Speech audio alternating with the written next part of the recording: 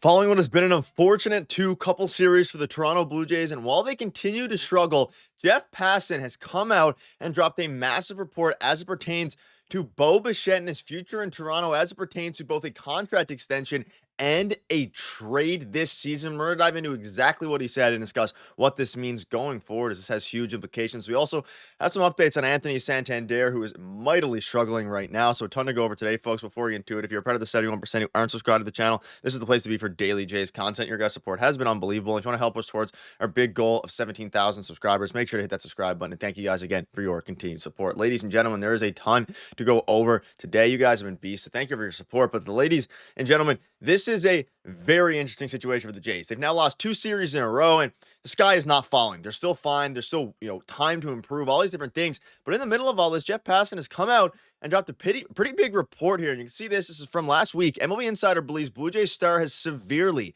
decreased his market value. And we also have some other comments from, a few days ago as well. So the Toronto Blue Jays have a few quality players worth extending. But one MLB insider, Jeff Passan, believes their shortstop has severely depreciated his market value. And I want to dive into this because there's a couple things to go over here. And I had a video rather, yesterday on Dalton Varsho and his extension. Now, I think this is something the Jays absolutely need to do.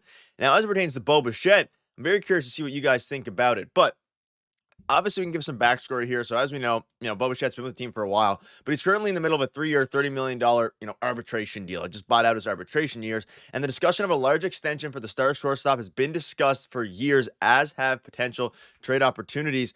And Jeff Passan came out recently on the Sportsnet 590, The Fan, with Blair and Barker, and he talked about Bichette's value on a new deal. And here's the full quote. And he was asked if he believes Bichette has lost value since his injury. Yes, like a lot. I mean, going into last season, we were talking about Bichette as a $300 million player, like not even a question, right? Like that's who he is. He plays shortstop and he hits 300 every year, and he's going to reach free agency in his 20s, and he's going to get 300 plus million. It's going to be Trey Turner. At this point, I still think he's a $100 million player, but is that even a contract he's going to sign, or is he going to go on like one of those short-term deals with opt-outs?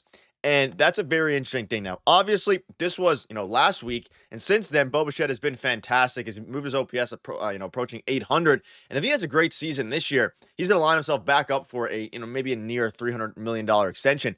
But it goes to show that clearly not just Jays fans, but fans across, or rather analysts and teams across the MLB, I don't think they have as much faith in Bichette as maybe we initially thought. And obviously, he used to be a $300 million player. And I'm not saying that he's not still a $300 million player. I think if he has a great year, and again, we saw it in the series against Detroit. We saw it in, a couple series, even against the Rays. He's starting to heat up despite, losing both series. I think that Bichette, he's going to be a very big piece. But the question now is, how much is he going to get paid, and what is his future in Toronto? Because as much as the Jays want to pay their players and keep the core together, they signed Vladdy 14 years, $200 million. They signed Alejandro Kirk for another 4 or 5 years. 5 years there. They're trying to keep some of the core together, but I think the Jays are going to prioritize here a Dalton Varsho extension over a Bichette. And then that lends credence to the question of, hey, are they going to trade Bichette at the trade deadline? And I think if the Jays are plummeting in the standings, which I'm hoping they don't, but of course, if they do, as we approach the trade deadline, you might have to consider trading him. And he also continued, discussing things, talking about the lack of power, talking about how, other teams and other front offices, they obviously view that, the same way that we are viewing that, which was struggles last year and a little bit of struggles this year. Now, and he also goes on to say, now, I don't know if that good year is going to come around anymore. I think it will. I think it might even be this year. We haven't seen him at points this year hit for league average, but we have not seen the power. And that to me was always what made Bichette a special player. It was the ability at his size to take the ball to the opposite field and over the fence, but he had it. And that part seems to have more or less disappeared. And without power, he's just an average at best shortstop who puts up a batting average and doesn't walk. And that guy right there, that's not somebody that teams are going to be crawling all over themselves to sign. And that kind of leads into what I'm saying. Will they trade him at the deadline? We're going to have to wait and see how they do. If the Jays are even, semi-competitive here, they're going to keep Bichette on the team because they want to make a push, and it's Ross Atkins, Mark Shapiro's last year.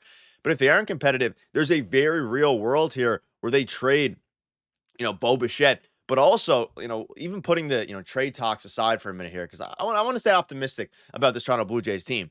let's put the trade talks aside.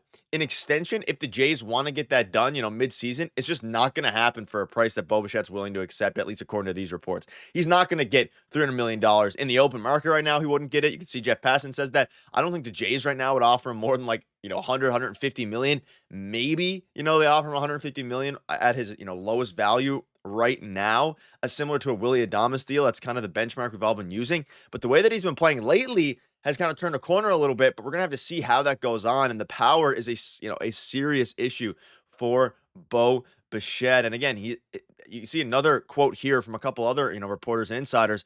Bichette has suffered a dramatic drop-off in his power from behind the plate in a 3-season stretch in 2021 and 2023 that earned him consecutive most valuable player award votes and 2 All-Star nods. Bichette slugged at least 20 homers, so slugging percentage is well above 450. That's the thing. The power being gone, he's slowly starting to get it, but he's still not the same power that we once saw him. That's what's going to diminish his value, because there's a lot of shortstops out there that can hit for average. And in a world now where we all look at advanced analytics, and that's what front offices care about, having not a lot of power obviously will lower the OPS, lower the WAR, all these different things. But with the WAR being lowered, some front offices use that a lot, some don't. At the end of the day, folks, Bo Bichette, power matters a lot, and we're seeing it with the Toronto Blue Jays just as a collective with the team. So for Jeff Passan to come out and say this, I guess it's technically a good sign if the Jays are trying to get him for cheap, but he's not going to get the money that he once was, hoping for. And bearing, again, there's a lot of time left in this season. We're only a bit over a quarter of the way there. There's a lot of time for him to turn it around, but the early analysis is that his contract is going to be very interesting. And he's still put up 1.1 WAR this year. He's hit, a few home runs. He's hit 4 home runs, which is not awful. It's not good though. And he is 119 OPS right now. So he's, 119 OPS plus, sorry. So 19% above league average. If he gets that average up a little bit more, taps into the power a bit. But either way, I think if the Jays want to keep Bo Bichette, you can probably get him cheaper than what it would have been a couple years ago, of course, because of how good he was and how much his power's dropped off. He had 30 home runs in 2021 or 29. So let me know down below what your thoughts are on that. A very interesting conversation to have, because at the end of the day, Jeff Passan obviously as tuned in as you could possibly get here. It's his market value is decreasing. This means a lot for the Jays' future, because this is something that not a lot of people are talking about. But at the end of the day, one of the biggest question marks is what they're going to do with Bo Bichette, even at the trade deadline, or assuming they're competitive beyond that, depending on how this season goes into the playoffs and all those different things. So let me know down below your thoughts are on that. A couple of other things here. I just want to quickly touch. We'll have a full video coming on this soon. Anthony Santander. He's at -6 WAR. He's one of the worst players in baseball right now among qualified players. Let me know down below. And this is something I kind of wanted to ask you guys. That's why I'm throwing it in here. Are you concerned about Anthony Santander? Now, he's never been a guy who hits for average. Even last year, 235 average. Year before, 257 average. He is a power hitter. He hasn't been able to tap into that power yet. Hopefully, he'll be able to. He's hit 5 home runs in 41 games. It's not a great, if you prorate that, it's not fantastic, especially given his average.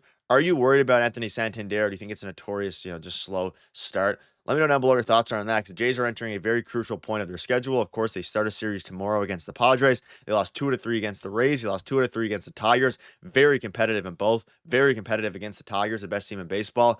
They got a big test on their hands tomorrow, starting against San Diego at home before they go on a road trip out against the Rays and, of course, the Rangers. Let me know down below your thoughts are on that. A lot of crazy things happening.